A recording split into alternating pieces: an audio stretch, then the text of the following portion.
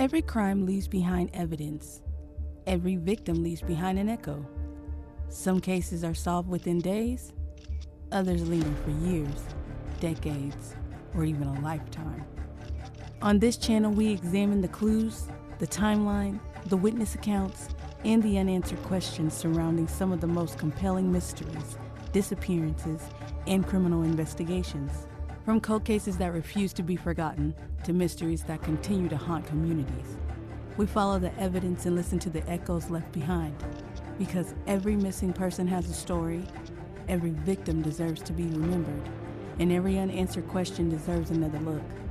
Welcome to Evidence and Echoes, where the evidence speaks and the echoes remain. Jalik's body wasn't located today. The case is far from over.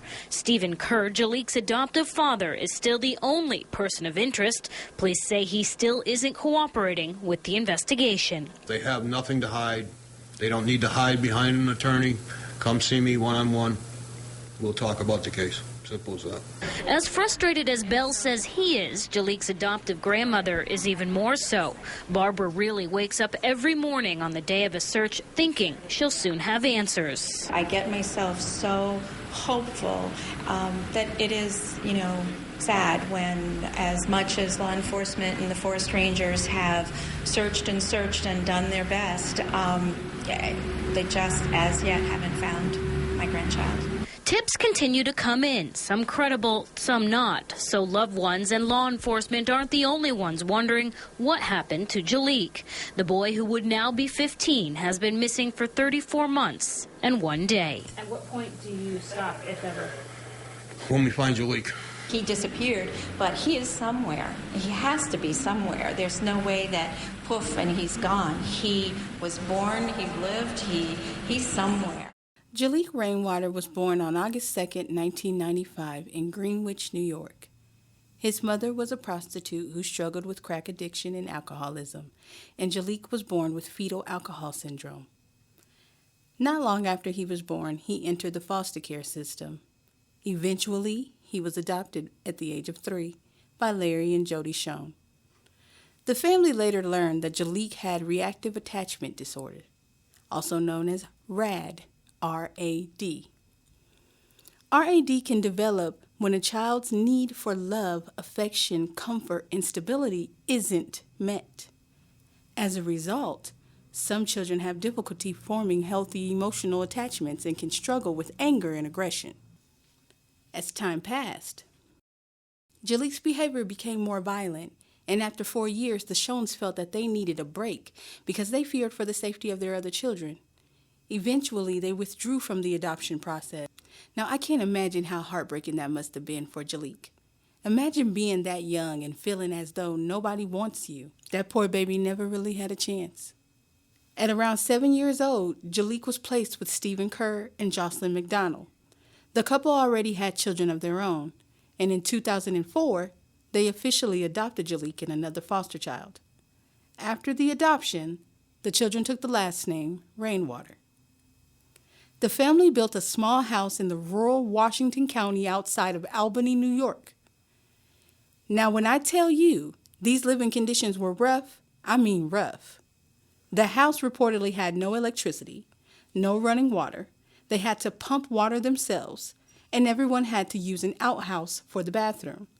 There were 2 adults, 5 children, 2 dogs, and 7 cats, all living under one roof in this tiny 20 by 20 foot house. Now, call me crazy, but where was CPS? How in the world did nobody step in to check on these children? Despite everything, Jalik adjusted to his new life, but his emotional and physical outbursts continued. By October 2007, Stephen and Jocelyn were reportedly looking into reversing the adoption. And I'm sorry, y'all, but this is where I started getting upset. It seems like every time Jalik became too much to handle, somebody decided they didn't want him anymore, even after already knowing that he came with these complications. The Rainwater children were homeschooled along with several neighborhood children. On October 22, 2007, Jalik had another outburst. According to reports, a 4-year-old child had been bothering him, and Jalik lashed out verbally and made inappropriate comments. Jocelyn was furious. She reportedly called Stephen, told him that she was finished dealing with Jalik, and she didn't want him around her, and she no longer wanted to speak to him. Again, this is just my opinion, but how did this couple become candidates to adopt children in the first place? Stephen contacted Elaine Person, a former caregiver whom Jalik trusted, and asked whether she would be able to take him temporarily. She agreed, but she also explained that her family would be leaving out of town for the weekend, which meant Stephen would have to pick Jalik up on Thursday, and he would have to keep him the entire weekend.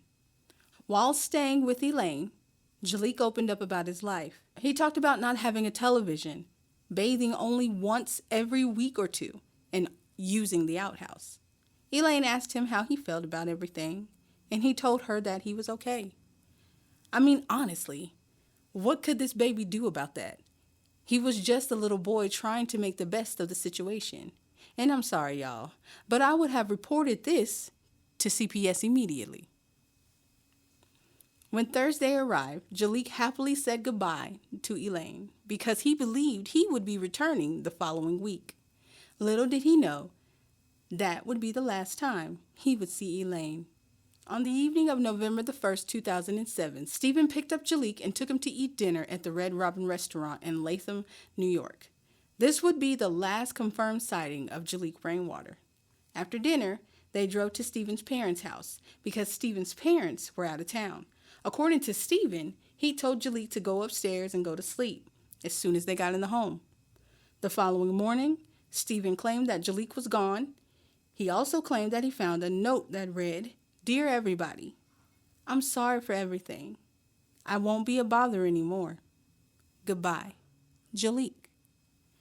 A second page simply had the word Albany written across it in big letters. At around 9 o'clock that morning, Stephen called the police and reported Jalik missing.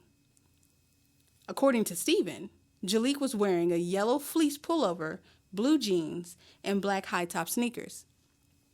Now, y'all, this is where things start getting strange. 48 hours after Jalik disappeared, an enormous search began. There were helicopters, divers, dogs, and hundreds of volunteers looking for this little boy. But guess who wasn't searching? His so-called parents. Now, call me crazy, but if one of my children disappeared, I wouldn't stop searching. I don't care whether that child was biological, adopted, young, old, difficult, or easy to raise. I'm turning the world upside down until I find them. According to reports, some of the parents from the homeschooling group offered to help look for Jalik. Jocelyn reportedly laughed and said, "That's ridiculous," before telling them that if they wanted to search, they could go ahead. My goodness, that doesn't sound like somebody who believes her child is coming home, in my opinion.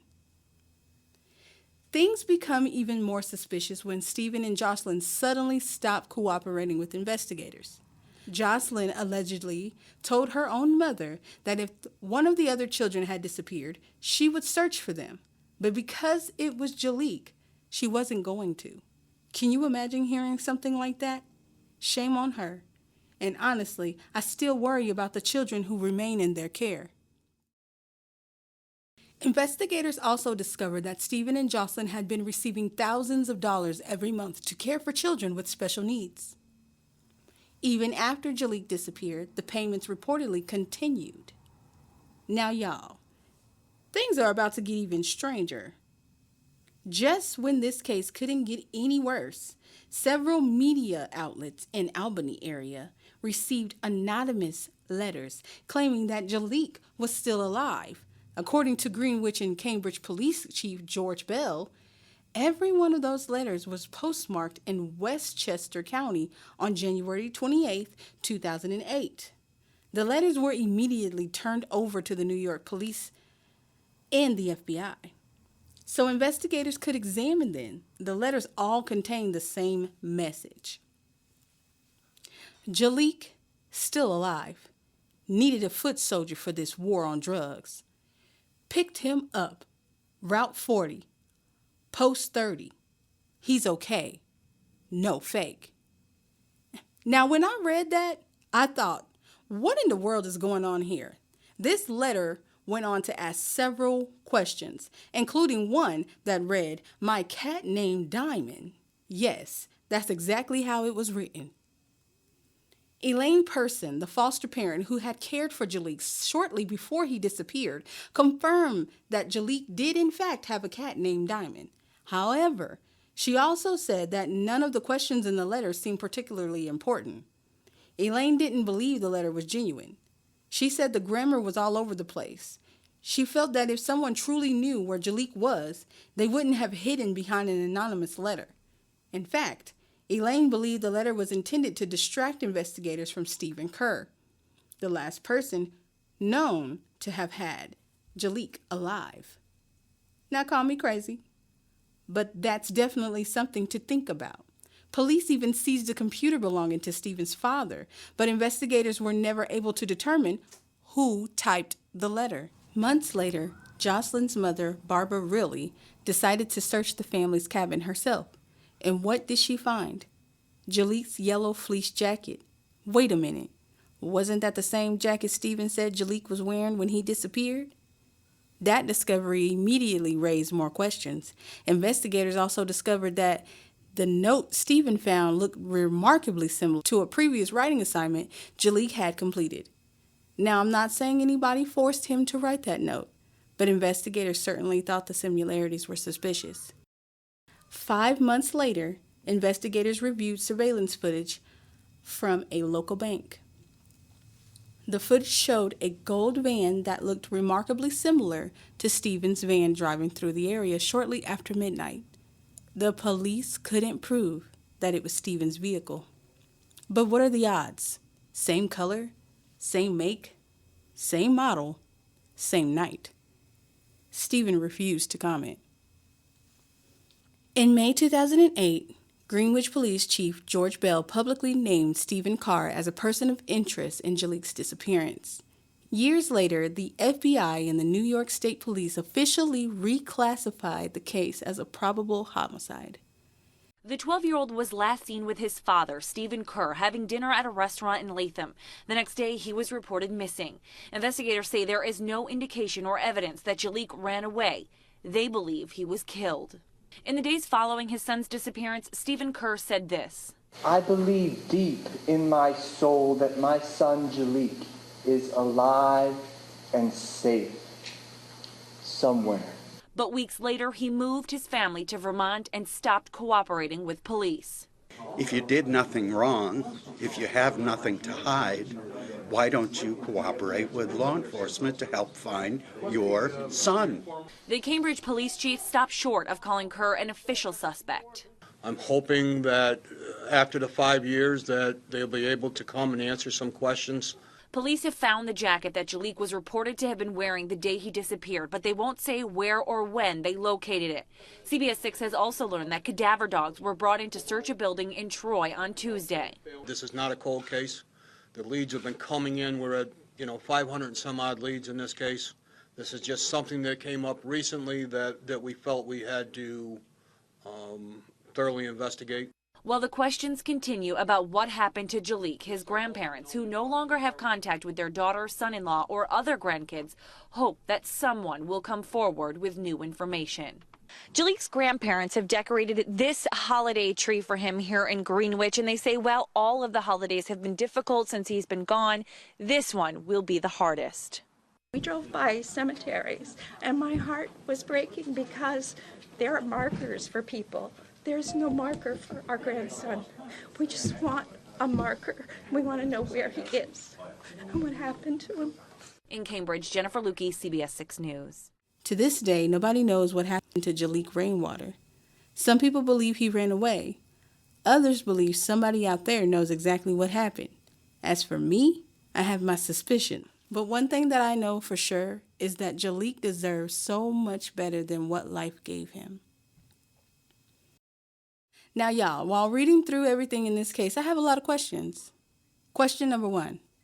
If Jalik ran away, where did he go? He had no money, no extra clothes, no food, and no transportation. On top of that, temperatures were dropping, and there was absolutely no sign of him. Question 2. If Jalik was wearing the yellow fleece jacket when he disappeared, then how did the jacket end up back at the house? That one right there has always bothered me. Question 3. Why did Stephen and Jocelyn stop cooperating with investigators? If you have nothing to hide, why not continue helping the police find your son? Question number 4. Why weren't Stephen and Jocelyn actively searching for Jalik? Call me crazy, but if one of my children disappear, I would move heaven and earth to find them. Question 5.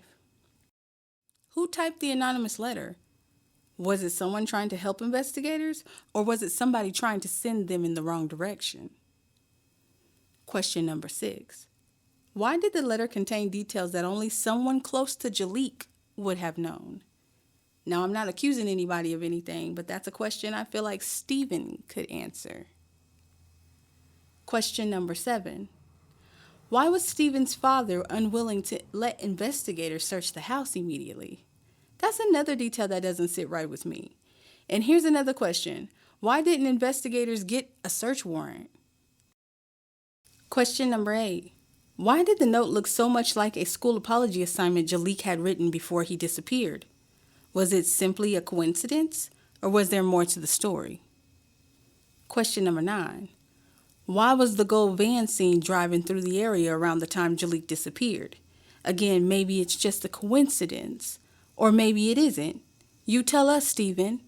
We're still waiting for your explanation. Question number 10. What really happened to Jaliek Rainwalker? Whatever happened to Jalik, one thing is certain. He deserved to be loved. He deserved to be protected. And he deserved to be found. Until next time, every case leaves evidence, and every victim leaves an echo. This has been Evidence and Echoes. See you next time.